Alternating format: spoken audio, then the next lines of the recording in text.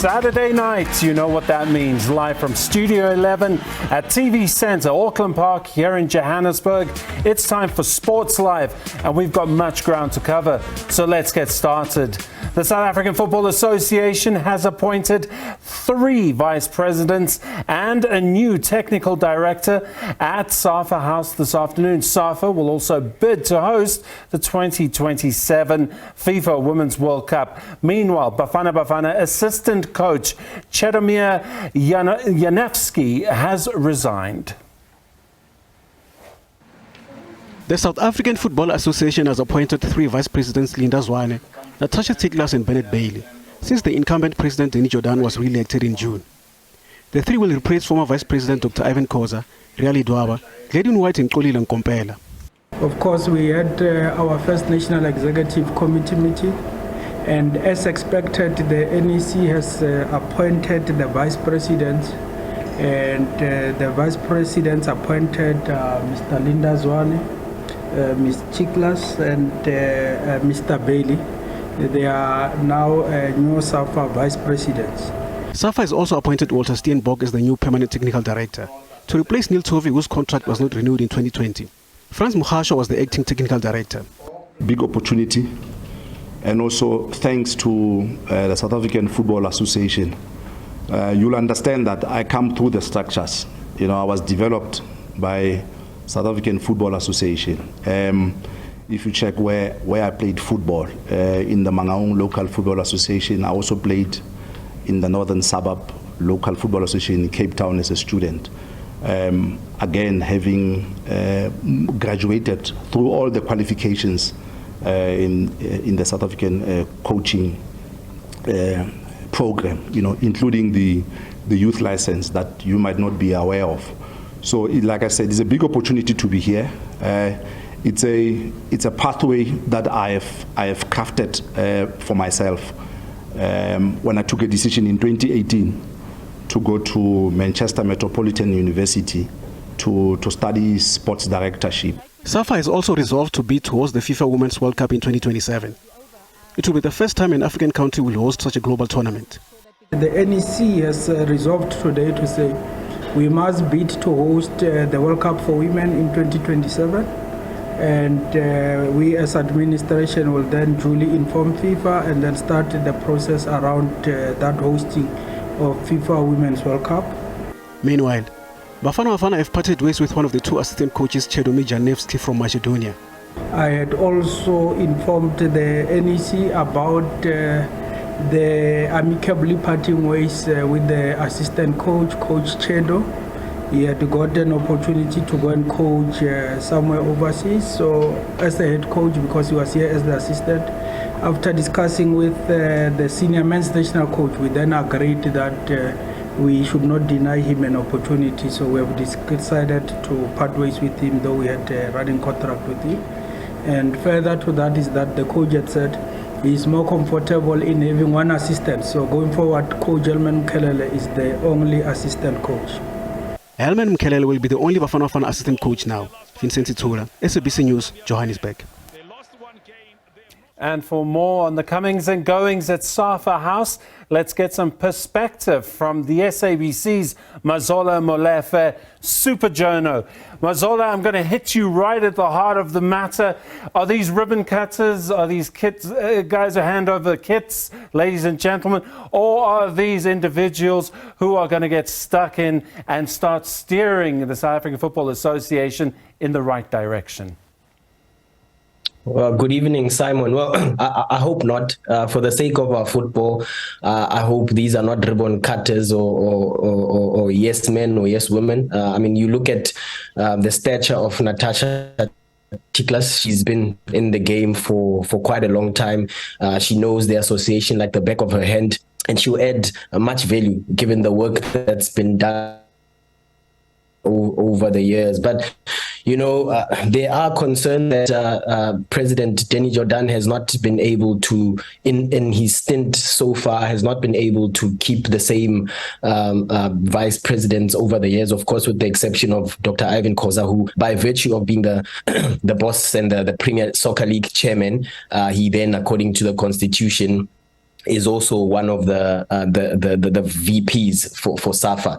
He's been the only sort of consistent VP over the years. The rest have come and gone. So that is really a concern. We hope these three that are coming in, Linda, Mr. Bailey, as well as Natasha Tiklas, will help the president achieve his vision. That is still yet to be sort of laid out for the coming years, because we had vision 2022, which obviously, if you look at the flagship of the national team, which is Bafana, has actually failed. But in terms of women's football, we've grown in leaps and bounds. So let's see where to from here for the federation. Another appointment, Walter Steenbok Baresi, new technical director. He's got a lot of experience as a scout. He's written a book about new scouting techniques. He seems to be very much at the forefront of what's going on in South African football. A good appointment? No, definitely. I think so. I've known Walter, more than 10 years, and his work speaks for himself. Quite unfortunate that obviously he left Kaizer Chiefs in the manner in which he left the club, but this is a fresh start. He'd been the favorite for this position ever since Neil Tovy's contract, or in fact, ever since the association advertised the position of technical advisor, and Neil Tovy left or did not have his contract renewed, and there were others that had been in an acting capacity. I think he has the vision of what the association or the federation can do going forward. He knows football from the grassroots. He made his name as a top scout at Mamelodi Sundowns, and of course Kaizer Chiefs. Him coming to the national team, he knows all the structures from the lower divisions up to the elite level, and I think with his knowledge, the association will benefit from that. And I hope it's just a long-term relationship that we can all benefit from, the clubs in the top division, the clubs in the lower division, because he is supposed to be the synergy. He's supposed to put together a blueprint for how the national team is supposed to play and how the national team is supposed to merge the junior teams as well, women and men alike. And I think he's the best person for the job.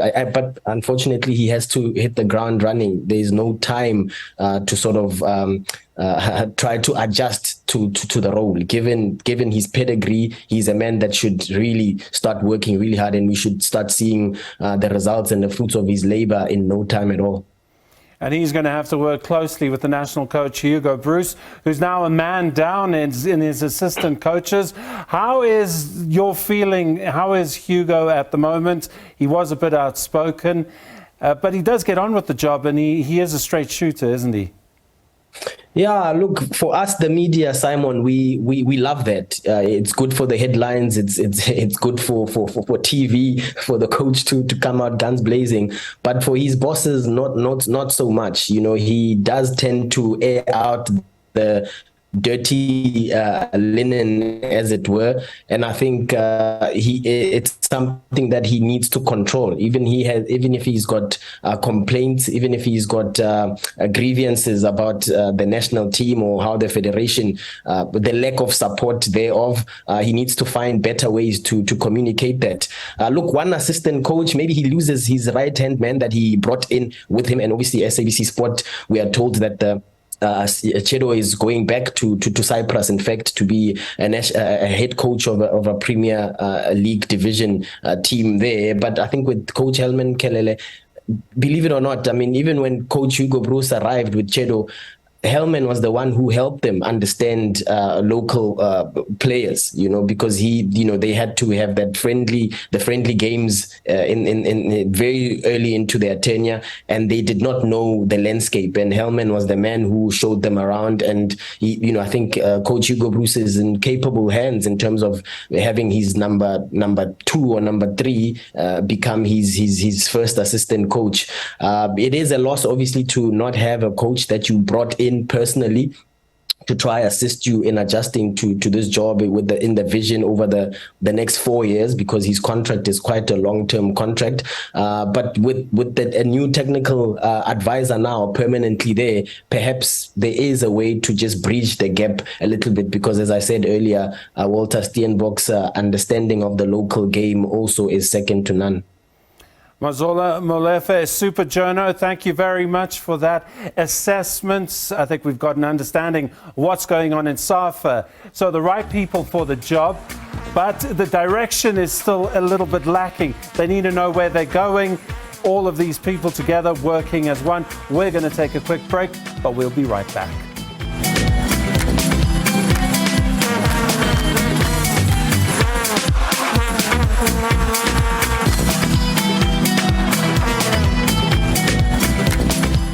Welcome back to Sports Live. Now we move on to news that rocked the sporting world this week. News of Swiss tennis legend Roger Federer's upcoming retirement.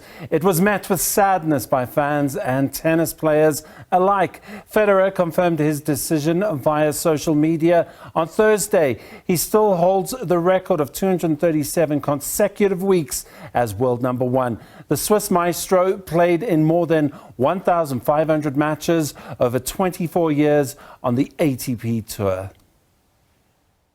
This is a bittersweet decision because I will miss everything the tour has given me. But at the same time, there is so much to celebrate. I consider myself one of the most fortunate people on earth. I was given a special talent to play tennis, and I did it at a level that I never imagined for much longer than I ever thought possible. This is how 20-time Grand Slam singles champion Federer announced the end of an era. His body, he says, told him it was time to stop. The news, though not a surprise, was met with sadness. The Grand Slams expressed gratitude for the massive role that he has played in shaping the game. And players on the ATP Tour, both young and old, say they will miss his presence. It's a tough loss for tennis. It will be different after that. Maybe I'm not saying it's still tennis, but I think it won't be the same without Federer. Federer is regarded as the greatest grass court player of all time. He won the Wimbledon singles title 8 times, still a men's record. Fans around the world celebrated the achievements and personality of the former world number one. To me, he's the Jordan of tennis. Style, class, amazing tennis player. So I've been watching him since I was 15. He was just so fluid and made it look easy. Never sweat. Even when it was tough points, he just was. He was like one of a kind. I would say he's a player who's complete in all aspects of the game, and that's why I think he's a true champion. Fans and commentators say Federer's epic rivalries with the likes of Rafael Nadal, Novak Djokovic and Andy Murray, the so-called Big Four, will never be forgotten. Apart from Wimbledon, he also claimed 5 US Open titles, 6 Australian Open crowns and 1 French Open title to complete his career slam. But it was about more than sport. Federer is also known as a staunch humanitarian. His foundation assists numerous charities across the world that aim to empower, uplift and improve the lives of many. The Swiss legend will conclude his illustrious career at the Laver Cup in London, a city where his unique abilities on grass first captivated the tennis world and beyond. Liesel Willifier, SABC News. Well, for more on the legacy of Roger Federer, I'm going to be joined by Jeff Coetzee, a tennis pro from South Africa, and I just want to read out some statistics. 20 Grand Slam singles titles, 103 ATP titles, 28 Masters 1000 titles, 6 ATP Finals victories, 310 weeks as the world number one. It's an astounding bunch of statistics. Jeff Coetzee, welcome. Your thoughts on Roger Federer calling it a day? Yeah, I mean, you just mentioned all those numbers there. It's an absolutely phenomenal that Roger, his career has been unbelievable. He definitely leaves a colossal legacy behind, and tennis will be definitely missing him. And it was a very sad day when he announced his retirement. Jeff, what did he mean to the game of tennis when he entered, how he played, who he fended off, what he stood for, his style of play? Just give us a quick summary of Roger Federer and his contribution to the game. Yeah, I just think, I mean, the way he plays tennis, I think it's actually a bit unfair because he made it look so easy, moves so gracefully, elegant on the court. He just basically glides on the court. Everybody just loves watching him play. What he's done for the game, he's changed it a lot over the years. He came in at a time where tennis needed a new face and uplifted tennis. He's done so. Great humanitarian off the court. So he's not just the greatest of all time in my books, but also what he's done for tennis.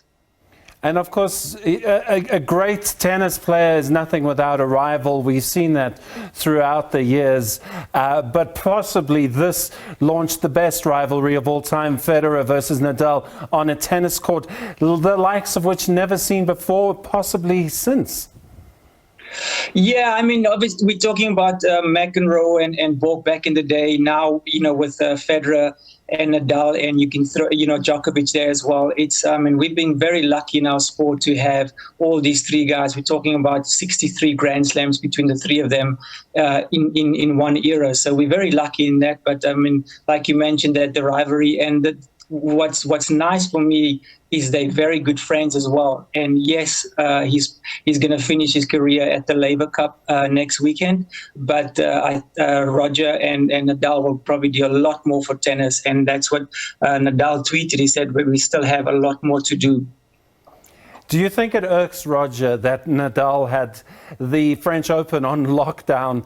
Because a couple of those tournaments would have seen him cement his legacy of the Grand Slam singles titles. Do you think that's something that might haunt him in the years to come? Yeah and no. I think these guys, obviously, they go on with their records and stuff, but I think ultimately, because they're so good friends, Rogers won the French once, and thank to Soderling that he beat Rafa.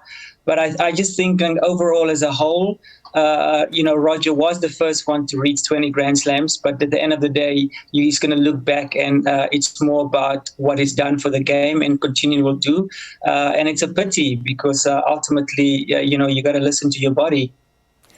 Novak Djokovic, in all likelihood, is going to surpass and go and get that singles title record. But I would argue his legacy is not going to be anything like that of Federer's.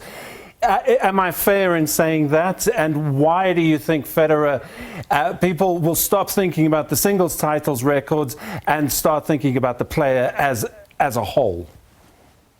Rightfully so. And if you talk about the player as a whole, I think Roger, for me, maybe I'm biased. He's half South African. His mom's South African, maybe that. But there's no question in my mind that Djokovic will surpass Nadal as well. He's probably unlikely to go to Australia, so he basically has to do it at the French and Wimbledon, unless the US changes their laws next year. But I feel like if you look at the player as a whole, Roger by far for me is the best. If you look at the player and as a human being. And he had a South African mum, and he held a South African passport. So how close were his ties to South Africa? No, 100%. I remember chatting to him a few times. He always used to come to South Africa. His mom and dad, they absolutely loved traveling South Africa around the world. Me from a little small town in Oakip, I remember her telling me one day that they actually drove past Oakip on their way to Namibia. And they just very low-key people. Roger came in a lot before he was really, really famous, and then started, just sort of tuning that down. And he spent a lot of time in Dubai. I know one of the twins, they also have South African passports, which he obviously was allowed to do. So very close ties. And if you remember 2020 when they played the exhibition here, how the mom came in, Roger was here, Cape Town Stadium, how he said goodbye. And he sort of was like, he's like, oh, I'm back now, and I thank you, South Africa, for all your support. And that's what Roger is. He's just loved all over the world. So Federer is going, Serena Williams is going. The game of tennis for this generation is not going to be the same. Those are huge boots to fill, huge boots to fill, and racket strokes. What do you think's the future now? Where is it going? Yeah, it is very tough. I think the future, especially with the men's tennis, you have a young guy called Alcaraz, just won, 19 years old. I think he's got a very, very bright future.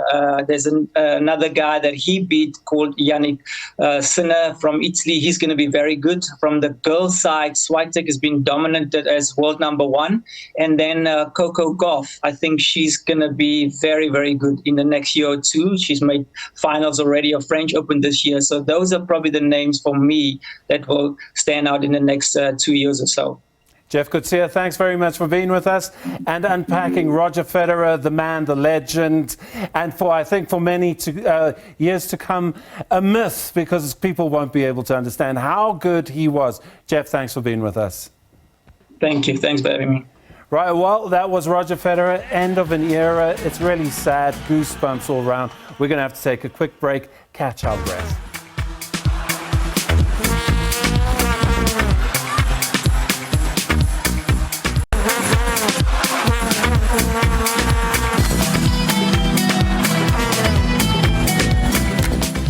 Welcome back. You're watching Sports Live. Now England's Matt Fitzpatrick is the man to beat after the third round of the Italian Open at the Marco Simone Golf Club in Rome. Fitzpatrick has a one-shot lead over overnight leader Rory McIlroy of Northern Ireland and his fellow compatriot Aaron Rai. US Open champion Matt Fitzpatrick didn't make the best of starts, with a lone bogey on the 6th hole and 8 pars seeing him turn in 36. But the Englishman made up for it on his back nine, coming home in 33 after picking up shots on the 10th, 12th and 18th holes to return a 69. On a total of 203, 10 under par, he has a one-shot lead over fellow countryman Aaron Rai and world number 2 Rory McIlroy. Rai, one of the first in the clubhouse, returned one of the lowest rounds of the day. He kept his card blemish-free, rolling in 2 birdies on the 6th and 13th holes before holding 2 eagles on the 9th and the 12th holes for a 65. McIlroy, who had a one-shot lead overnight, struggled to find his rhythm in the windy conditions in the afternoon. He made 3 bogeys over his round, but finished strongly with birdies on the 16th and 18th to sign for an even par 71.